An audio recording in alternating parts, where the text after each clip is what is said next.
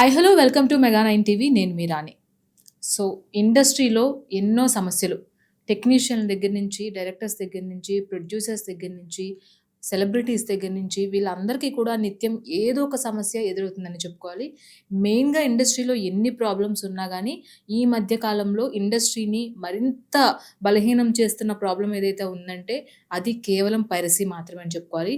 Piracy భూతం ప్రత్యేకించి ఈ మధ్యన వస్తున్న ఈ అప్డేటెడ్ టెక్నాలజీతో ఏవైతే పైరసీ జరుగుతున్నాయో, వచ్చిన గంటల వ్యవధిలోనే, సినిమా రిలీజ్ అయిన గంటల వ్యవధిలోనే ఆ సినిమాని పైరసీ వెబ్‌సైట్‌లు క్రియేట్ చేసి, ఆ సినిమాని కాపీ చేసి, ఆ పైరసీ సైట్‌లో రిలీజ్ చేయడం అనేది ఇండస్ట్రీకి పెనుభారంగా మిగులుతుందనే చెప్పుకోవాలి. కొన్ని వందల కోట్లు, అలాగే కోట్ల రూపాయలు పెట్టి సినిమాలు తీసి, సో చివరికి బస్సుల్లోనో, రైల్వే స్టేషన్‌లోనో, అలాగే ఇంట్లో ల్యాప్‌టాప్‌లోనో, మొబైల్ ఫోన్స్‌లోనో ఒక పైరసీ ఆధారంగా వచ్చేస్తుందంటే నిజంగా అది ఎంతవరకు సమంజసం అనేది మనం ఆలోచించుకోవచ్చు. ఎందుకంటే ఇదివరకు పైరసీ అంటే సీడీల రూపంలో అక్కడక్కడ కాపీలు చేసి అక్కడక్కడ మాత్రమే దొరికాయి. కానీ ఇంట్లో మొబైల్ ఫోన్ ఉంటే ప్రతి ఇంట్లో ఎన్ని ఫోన్లున్నా ప్రతి ఫోన్‌లో కూడా ఈ వెబ్‌సైట్‌లు, ప్రత్యేకించి పైరసీ చేసినటువంటి వెబ్‌సైట్‌లు ఏవైతే ఉన్నాయో అవన్నీ కూడా కనిపిస్తున్న పరిస్థితి.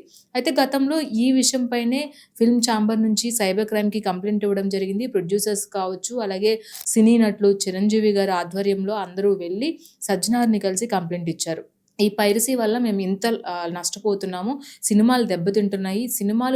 సినిమాలకి ప్రేక్షకులు రావడమే మానేశారు. ఎందుకంటే సగం ఓటీటీ తినేస్తుంటే మిగతా సగం 2 రోజుల్లోనే సినిమా ఇంట్లో కనిపిస్తుంది కదా! ఇంకెందుకు టికెట్ డబ్బులు వేస్ట్ అని అనుకుంటూ ఈ పైరసీ సైట్‌లనైతే విపరీతంగా జనాలు ఎంకరేజ్ చేశారని చెప్పుకోవాలి. మనం చూసుకున్నట్లయితే ఐబొమ్మ వెబ్‌సైట్ కావచ్చు, బప్పం కావచ్చు, ఎంఎక్స్ ప్లేయర్ కావచ్చు, ఇలా చాలా సైట్‌లు కూడా దాదాపుగా ఒక 5-6 సైట్‌లయితే బాగా సినిమాలనైతే ఈ పైరసీ చేసి విడుదల చేయడం జరుగుతుంది. అయితే వీటన్నిట్ల పైన ఎందుకంటే ఈవెన్ సినిమాలే కాదు, టీవీ షోస్ కావచ్చు, అలాగే ఇప్పుడు ఏవైతే రియాలిటీ షోస్ ఉన్నాయో అవి కూడా ఎపిసోడ్‌లతో సహా విత్ హెచ్‌డీ క్వాలిటీతో రావడం అనేది విపరీతంగా దెబ్బతినే ప్రయత్నం చేస్తున్నారు కాబట్టి వాటిల మీద కంప్లెయింట్ ఇవ్వడం జరిగింది. ఆ కంప్లెయింట్‌కి ఆధారంగానే ఐబొమ్మని ఎవరైతే నిర్వహిస్తున్నారో ఇమ్మడి రవిని అరెస్ట్ చేయడం జరిగింది. లండన్ నుంచి వచ్చిన ఇమ్మడి రవిని ఇక్కడ హైదరాబాద్‌లో పట్టుకోవడము, అలాగే ఎన్ని డొమైన్‌లు అతను పర్చేస్ చేశాడో ఆ డొమైన్ ద్వారా, ఎందుకంటే మనం ఐబొమ్మ వెబ్‌సైట్ చూసుకున్నట్లయితే ఒక వెబ్‌సైట్‌ని ఎవరైనా బ్లాక్ చేశారంటే మళ్ళీ వెంటనే వేరొక డొమైన్‌తో ఒక వెబ్‌సైట్ కనిపించేది ఐబొమ్మతో. సో ఐబొమ్మ అనేది ఒక బ్రాండ్‌గా మారిపోయింది పైరసీ వెబ్‌సైట్‌లకి. ఎవరైనా ఈజీగా చిన్న పిల్లల్ని అడిగినా, చిన్న పిల్లల నుంచి పెద్దవాళ్ళ వరకు, చదువుకున్న వాళ్ళు కావచ్చు, చదువు లేని వాళ్ళు కావచ్చు, ఎవరిని అడిగినా సరే ఐబొమ్మని ఈజీగా రికగ్నైజ్ చేసే అంత ఘాటుగా అయితే ఈ ఐబొమ్మ ప్రభావం అయితే ఉందని చెప్పుకోవాలి.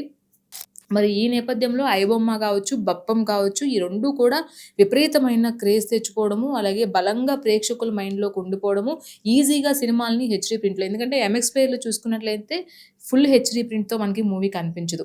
ఐబొమ్మలో మాత్రమే విత్ క్లారిటీగా హై క్వాలిటీతో సినిమాననేది రిలీజ్ చేయడం జరుగుతుంది. ఎందుకంటే దానికున్న ప్రాసెస్‌ని కూడా ఇమ్మడి రవి రివీల్ చేయడం జరిగింది. పూర్తిగా కట్టడి చేసి డొమైన్‌లన్నీ దాదాపుగా 105-110 డొమైన్‌ల వరకు ఇమ్మడి రవి ఆధ్వర్యంలో నడుస్తూ ఉండేవి వేరే వేరే కంట్రీస్ నుంచి. ఎక్కడెక్కడి నుంచి డొమైన్స్ రన్ చేస్తున్నారు, వెబ్‌సైట్‌లు క్రియేట్ చేస్తున్నారు. మన దేశంలో అది కరెక్ట్ కాకపోవచ్చు. కానీ వేరే బయట దేశంలో అది కరెక్ట్.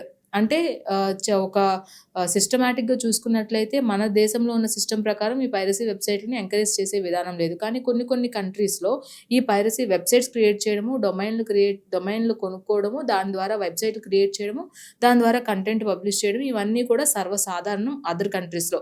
సో కాబట్టి వీళ్ళందరూ ఐపీ అడ్రెస్‌లన్నీ కూడా అదర్ కంట్రీస్‌లో ఏర్పాటు చేసుకొని అక్కడి నుంచి వెబ్‌సైట్‌లు రన్ చేస్తూ ఈ తెలుగు ప్రత్యేకించి తెలుగు, తమిళ, హిందీ, కన్నడ ఇవన్నీ మన ఇండియన్ సినిమాని వాళ్ళు తీసుకోవడము. ఇప్పుడు మెయిన్‌గా ఇక్కడ పైరసీ అనేది 2 రకాలుగా జరుగుతుంది. ఒకటి థియేట్రికల్ ప్రింట్‌ని రికార్డ్ చేసి థియేటర్‌లో కూర్చొని రికార్డ్ చేసి దాన్ని హెచ్‌డీ ప్రింట్‌గా మార్చి మనకు అందజేస్తున్న కొన్ని సైట్‌లుంటే, మరికొన్ని సైట్‌లు డైరెక్ట్‌గా ఏవైతే ఈ సినిమాలున్నాయో, ఈ సినిమాల్ని డైరెక్ట్‌గా ప్రింట్ అనేది థర్డ్ పార్టీ దగ్గర నుంచి ప్రింట్స్ అనేవి సంపాదించుకోవడము, ఆ ప్రింట్స్ ద్వారా వాళ్ళు ఒక వెర్షన్‌ని క్రియేట్ చేసి హెచ్‌డీ క్వాలిటీలో వదలడం అనేది జరుగుతుంది. మరి ఇవన్నీ కూడా చూసుకున్నట్లయితే అంటే ఎంఎక్స్ ప్లేయర్ దగ్గర నుంచి సినిమాలు ఇమ్మడి రవి వాళ్ళు కొనడము, దాన్ని హెచ్‌డీ క్వాలిటీలో మార్చి ప్రేక్షకులకు అందించడం అనేది ఒక ప్రాసెస్ అనడం.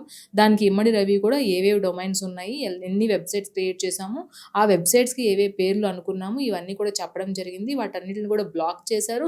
అలాగే భవిష్యత్తులో కూడా ఎలాంటి డొమైన్‌లు కొనడం కావచ్చు, అతనికి వీసా కావచ్చు, ఇవన్నీ కూడా రద్దు చేయడం జరిగింది. ఆ నేపథ్యంలోనే చాలా రోజులు అతన్ని జైల్లో ఉంచి విచారణ చేశారు. విచారణ చేయడమే కాకుండా అతని నుంచి ప్రతి నిజం కూడా బయటపెట్టడం జరిగింది. అయితే అప్పటికే చాలా అనుమానాలున్నాయి. ఎందుకంటే ఒక వ్యక్తి వల్ల ఇది సాధ్యం కాదు కాబట్టి ఇంక ఎవరెవరు ఉన్నారు, ఎవరైనా ఇన్వాల్వ్ అయ్యి ఉన్నారా అనే కోణంలో కూడా విచారణ చేపట్టినప్పటికీ కూడా ఇమ్మడి రవి నుంచి ఎలాంటి సమాధానం రాలేదు. అయితే బెయిల్ పైన ప్రస్తుతం ఇమ్మడి రవి బయటున్నారని చెప్పుకోవాలి. మరి ఇమ్మడి రవి బయటున్నప్పుడే మరొకసారి ఈ పైరసీ అనేది వెలుగులోకి రావడం అనేది ఇప్పుడు సినీ ఇండస్ట్రీలో టాక్‌గా మారిందని చెప్పుకోవాలి. ఆల్రెడీ బెయిల్ మీద ఉన్న ఇమ్మడి రవినే మళ్ళీ ఈ ఐబొమ్మని మళ్ళీ తీసుకొస్తున్నాడా అనే డౌట్ కూడా ఇటు సినీ వర్గాల్లో కావచ్చు, అటు పోలీసులకు కావచ్చు, అందరికీ కూడా ఒక డిస్కషన్ మొదలైందనే చెప్పుకోవాలి. ఎందుకంటే గత కొన్ని రోజులుగా, ఒక వారం 10 రోజులుగా ఏవైతే సినిమాలు రిలీజ్ అయ్యాయో వాటికి హెచ్‌డీ ప్రింట్స్‌తో యాజ్ టీజ్‌గా సినిమాలనైతే ఇప్పుడు ఐబొమ్మ అలాగే బప్పం పేర్లతో వాళ్ళు రిలీజ్ చేయడం జరుగుతుంది. నిజంగానే ఐబొమ్మ, బప్పం అనేది బ్రాండ్‌లు కాబట్టి సో ఖచ్చితంగా వెంటనే ఐబొమ్మ కొట్టగానే వెబ్‌సైట్ ఓపెన్ అవుతది కాబట్టి ఈజీగా ఆడియన్స్‌కి కూడా దాన్ని రికగ్నైజ్ చేసే అవకాశం కూడా ఉంటుంది. కాబట్టి ఇవన్నీ దృష్టిలో పెట్టుకొని ఎవరో మళ్ళీ ఈ వెబ్‌సైట్‌లను క్రియేట్ చేస్తున్నారనే కోణంలో కూడా ఇప్పుడు పోలీసులకు అర్థమవుతుంది పరిస్థితి. అయితే ఇది ఇలాగే ఆల్రెడీ బెయిల్ మీద ఉన్న రవి కూడా వెంటనే రెస్పాండ్ అవ్వడం జరిగింది. ఎందుకంటే ఇదివరకు ఐబొమ్మ నుంచి కొన్ని మనము చూసాము. వాళ్ళు రిలీజ్ చేసినటువంటి ట్వీట్లు కావచ్చు, పోస్టులు కావచ్చు, ఐబొమ్మని ఎవరు ఏం చేయలేరు, ఏమీ పీకలేరు, మీరు మా జోలికొస్తే మీ డేటా అంతా బయట పెడతాము, అందరి డేటా నా దగ్గరుంది, ఎవరెవరు సినిమాలు రిలీజ్ చేయమన్నారు, చాలామంది ప్రొడ్యూసర్ల కాంటాక్ట్లు ఉన్నాయి, సెలబ్రిటీల కాంటాక్ట్స్ ఉన్నాయని ఒక అఫీషియల్ పోస్ట్ కూడా రిలీజ్ చేయడం జరిగింది. కానీ ఈసారి మాత్రం ఇమ్మడి రవి డైరెక్ట్‌గా రెస్పాండ్ అవ్వడము, నాకు ఈ సైట్‌లకి ఎలాంటి సంబంధం లేదు, నేను కొన్న డొమైన్ అన్నిటిని కూడా పూర్తిగా పోలీసులు హ్యాండ్ ఓవర్ చేసుకున్నారు. ఈ బ్రాండ్ అనేది ఐబొమ్మ, బప్పం అనేది ఆల్రెడీ బ్రాండ్ మార్కెట్‌లో ఉంది కాబట్టి ఆ బ్రాండ్‌ని యూజ్ చేసుకొని వేరే ఆకతాయిలు ఎవరో దీన్ని ఇంప్లిమెంట్ చేస్తున్నారని కూడా ఇమ్మడి రవి అఫీషియల్‌గా చెప్పడం జరిగింది. సో దీంతో ఒక్కసారిగా పోలీసులు అలాగే సినీ వర్గాలు కూడా షాక్‌కి గురయ్యారని చెప్పుకోవాలి. ఎందుకంటే ఆ రవి కాకపోతే మళ్ళీ ఇలాంటి వెబ్‌సైట్స్‌ని ఎవరు క్రియేట్ చేశారు? నిజంగానే వేరే వ్యక్తి ఎవరైనా క్రియేట్ చేస్తున్నారా? లేదంటే ఒక వ్యవస్థ ఏమైనా దీని కింద పనిచేస్తుందా? దీని వెనక ఉన్న ఆ రాకెట్ ఎవరు? ఎంతమంది ఉన్నారు? ఎక్కడెక్కడ డొమైన్‌లు పర్చేస్ చేశారు? ఎక్కడి నుంచి ఆపరేట్ చేస్తున్నారు? ఎక్కడి నుంచి సినిమాలు అప్‌లోడ్‌లు చేస్తున్నారు? అలాగే వెబ్‌సైట్ ఎక్కడి నుంచి రన్ చేస్తున్నారు? ఎన్ని వెబ్‌సైట్‌లు ఉన్నాయి ఇలాంటివి? ఇన్ని డొమైన్స్ పర్చేస్ చేశారనే కోణంలో కూడా విచారణ స్టార్ట్ చేశారు సైబర్ క్రైమ్ పోలీసులు. ఖచ్చితంగా కొన్ని రోజుల్లో, ఎందుకంటే ఇప్పుడు ఇండస్ట్రీ చాలా పతనం అయిపోయిందని చెప్పుకోవాలి. భారీ బడ్జెట్లు అవ్వడము, సినిమాలు తీయడానికి రెమ్యూనరేషన్‌లు ఎక్కువైపోవడము, డేట్స్ క్లాషెస్ రావడము, హీరోలు 2 సంవత్సరాలకు ఒకసారి సినిమాలు తీయడము, పెద్ద సినిమా అని కాన్సంట్రేషన్ చేసి విపరీతంగా అంటే వరల్డ్ వైడ్ సినిమాటిక్ ఎక్స్‌పీరియన్స్ ఇద్దాము అనే నేపథ్యంలో రీజనల్ ఫిల్మ్స్‌కి ఇప్పుడు తక్కువైపోతున్నాయని చెప్పుకోవాలి. మరి ఈ రీజనల్ ఫిల్మ్స్‌కి తక్కువవుతూ వరల్డ్ వైడ్ రేంజ్‌కి ఎక్కువగా ఆసక్తి చూపిస్తూ ఈ భారీ బడ్జెట్ విపరీతంగా పెంచేస్తున్నారని చెప్పుకోవాలి. మరి అంత బడ్జెట్ పెంచినప్పుడు ఖచ్చితంగా థియేటర్స్‌కి, సినిమాకి వచ్చి ప్రేక్షకులు చూడడమే నిజంగా ప్రొడ్యూసర్‌కి ఆ పెట్టిన డబ్బంతా వెనక్కి తిరిగి రావడానికి ఒక అవకాశం ఉంటది.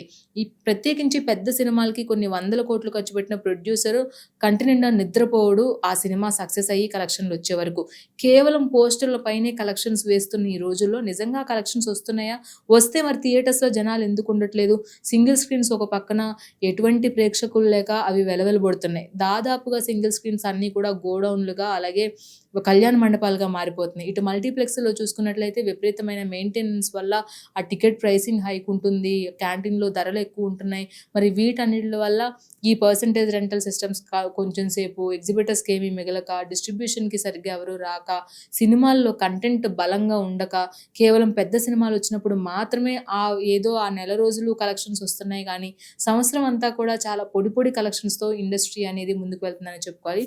ప్రత్యేకించి కరోనా వచ్చిన తర్వాత ఈ ఓటీటీ కావచ్చు, పైరసీ కావచ్చు, ఇవన్నీ కూడా సినిమాని ఒక పతనానికి దించేస్తున్నాయనే చెప్పుకోవాలి. మరి ఈ పైరసీ సైట్‌లు ఎంత చేసినా ఎవరో ఒకళ్ళు పుట్టుకొస్తూనే ఉన్నారు. మరి ఈ ఐబొమ్మ మళ్ళీ అసలు ఎందుకు పుట్టింది? మళ్ళీ ఎవరు స్టార్ట్ చేశారు? నిజంగానే ఇమ్మడి రవి హ్యాండ్ లేదా? లేదంటే ఇమ్మడి రవి పక్కకుండి వేరే ఏదైనా రాకెట్ ఉందా? లేదంటే ఎవరున్నారు దీని వెనకాల అనే కోణంలో కూడా విచారణ స్టార్ట్ చేశారు. మరికొద్ది రోజుల్లో వాళ్ళెవరు అనేది కూడా తెలియనుంది. కాబట్టి దయచేసి ప్రేక్షకులు కూడా ఒక్కసారి ఆలోచించండి. సో, సినిమా థియేటర్స్‌కి వెళ్లి చూడండి. సో, అఫోర్డబుల్ ప్రైసెస్‌లో చాలా సినిమాలొస్తున్నాయి. అంతేగాని పైరసీని ఎంకరేజ్ చేయకండి. పైరసీని చూడడం వల్ల కేవలం సినిమా తీస్తున్న ప్రొడ్యూసర్‌కో, సినిమా తీస్తున్న ఆర్టిస్ట్‌కో మాత్రమే నష్టం కాదు. మీ ఫోన్‌లో ఉన్న డేటా కూడా ఈ పైరసీ సైట్‌ల చేతుల్లో ఉంటుంది. సో, ఇది ఇంపార్టెంట్ కాషన్ అనమాట. ఖచ్చితంగా మీరు తెలుసుకోవాలి. కేవలం సినిమా మన చేతిలో ఉంటుంది కదా! మన ఇంట్లోనే మనం చూసుకుంటున్నాం కదా! విత్ హెచ్‌డీ క్వాలిటీతో మనం చూసుకుంటున్నాం కదా! అని ఖచ్చితంగా మీరు అనుకోవచ్చు. అది అలా గనక అనుకున్నట్లయితే మీరు భ్రమపడినట్లే. మన డేటా అంతా కూడా ఆ పైరసీ సైట్‌లు హ్యాండ్ ఓవర్ చేసుకుంటాయి. ఆ సైట్‌ల్లోకి మీరు లాగిన్ అయ్యి అవి డౌన్‌లోడ్ చేసుకొని సినిమాలు చూస్తే. కాబట్టి ఇంత డేంజరస్ సిస్టమ్ ఉంది. ఏమో మనకి పర్సనల్ డేటా వాళ్ళ చేతికెళ్తే దాంతో వాళ్ళు ఏదైనా చేయొచ్చు. సో, మనల్ని ఇబ్బందులు గురి చేయొచ్చు. ఈ మధ్య కాలంలో ఇప్పుడు ఫేక్ కాల్స్, ఓటీపీస్ ఇవన్నీ ఎక్కువవుతున్నాయంటే ఏంటి? మనం ఎంకరేజ్ చేస్తున్న దాన్ని బట్టే. కాబట్టి ఇదంతా కూడా ప్రతి ఒక్కరితో ఇలా క్లాక్ వైస్‌గా ముడిపడి ఉందనే చెప్పుకోవాలి. ఒక సినిమా బతకాలన్నా, సినిమాల నుంచి ఒక వందలాది మంది టెక్నీషియన్స్ వాళ్ళ కుటుంబాలని పోషించాలన్నా, కొన్ని రోజులు, కొన్ని నెలలు, కొన్నిసార్లయితే సంవత్సరాలు సినిమా కోసం కష్టపడతారు. అంతటి కష్టాన్ని కేవలం నిమిషాల్లో పాడు చేస్తున్నాయి ఈ పైరసీ సైట్‌లు. పాడు చేయడమే కాకుండా చూస్తున్న ప్రేక్షకులకు కూడా హాని కలిగించే విధంగా డేటాని వాళ్ళు సొంతం చేసుకుంటున్నాయి. కాబట్టి ఇవన్నీ దృష్టిలో పెట్టుకొని దయచేసి ఎవరైతే ఈ పైరసీ సైట్‌లను ఎంకరేజ్ చేస్తున్నారో దాన్ని పూర్తిగా అవాయిడ్ చేయండి. అస్సలు ఎంకరేజ్ చేయకండి. ఇలాంటి మరిన్ని అప్డేట్స్‌తో మళ్ళీ కలుద్దాం. అంతవరకు చూస్తూనే ఉండండి మెగా 9 టీవీ.